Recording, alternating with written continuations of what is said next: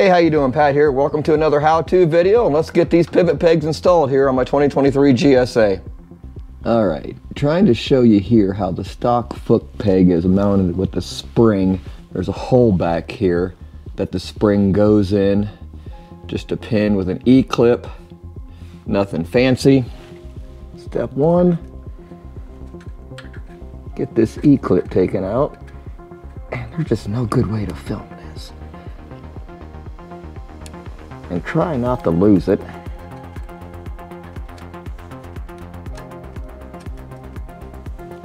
There, we got it out. And I drop it, but it's right there. Then you just push in on the foot peg, pull the pin out, and slowly release the spring tension. And I know it won't show up like I would like, but there's a hole right there that this goes into. So I am just going to put a wire tie through it like this. And when the day comes that I want to put this back on for whatever reason, I remember the orientation. All right, with the pivot pegs, that's how they go in.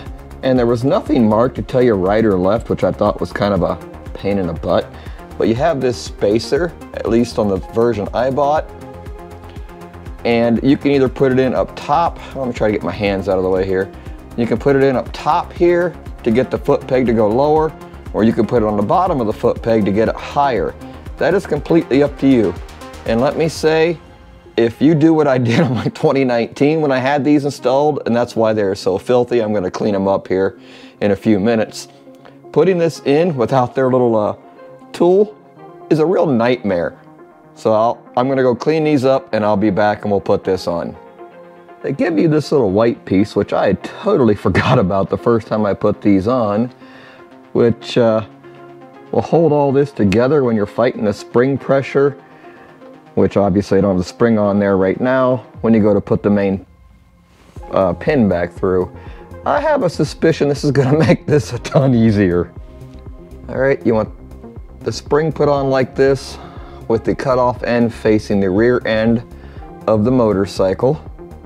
And this is where it can get tricky, because you gotta fight the spring pressure a little bit, which I'll be brutally honest, it isn't overly difficult to fight the spring pressure. But then you gotta hold your mouth just right. It's still a pain in the butt to do, even with this tool, but that was a lot easier than last time I did it.